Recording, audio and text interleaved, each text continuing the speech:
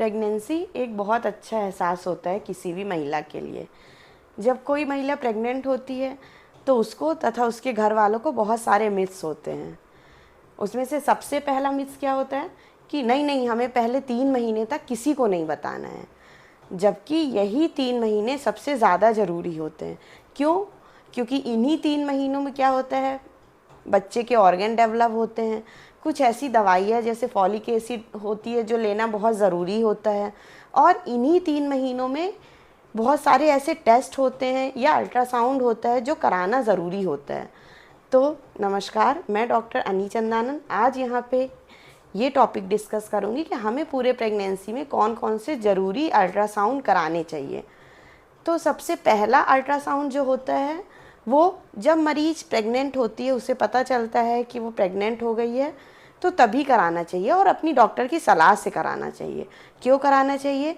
क्योंकि ऐसा होता है कि कभी कभी बच्चा यूट्रस में ना होके अगल बगल भी हो सकता है, जिसको एक्टोपिक प्रेगनेंसी कहते हैं, और वो एक जानलेवा चीज़ होती है। अगर वो सही समय पे नहीं पता लगाई गई तो हो सकता है मरीज़ की जान पे आ सकती है।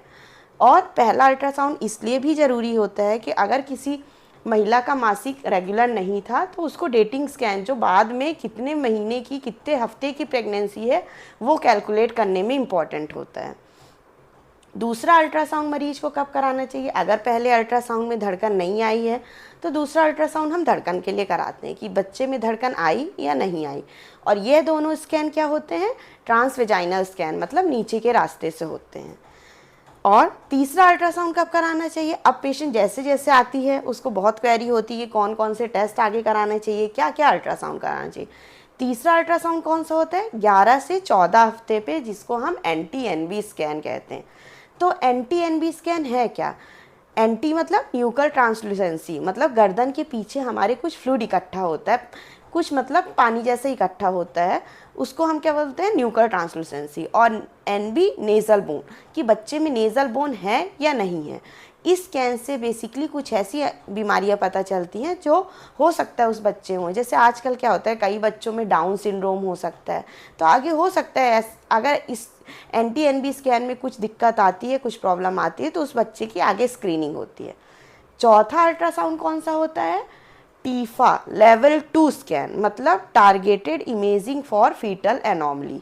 ये 18 से 22 हफ्ते पे होता है और यह बहुत महत्वपूर्ण है, क्योंकि अब यह ये बताएगा कि बच्चे का एक एक ऑर्गन कैसे डेवलप हुआ है। सर में हड्डी बनी है, स्कल बोन है कि नहीं है, वेंट्रिकल्स डायलेटेड तो नहीं है, जैसे किसी के पानी हो सकता है कि सर में पानी भरा हो, हाइड्रोकेफलस हो सकता है, उसकी सारी हड्डियां हाथ और पाँव की बनी है, उसका ब्लैडर कैसा है, स्टमक कैसा है, एक एक ऑर्गन के बारे में यह स्कैन बताता है।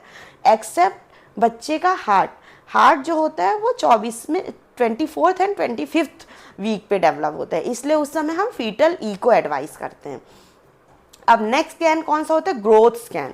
तो ये हम 28 से 32 हफ्ते पे कराते हैं और इसमें हम देखते हैं कि बच्चे की ग्रोथ कैसी है, बच्चे का वेट कैसा है, बच्चा सीधा है या उल्टा है, बच्चे के चारों तरफ पानी कैसा है, बच्चे का प्लेसेंटा कहाँ पे लोकलाइज है।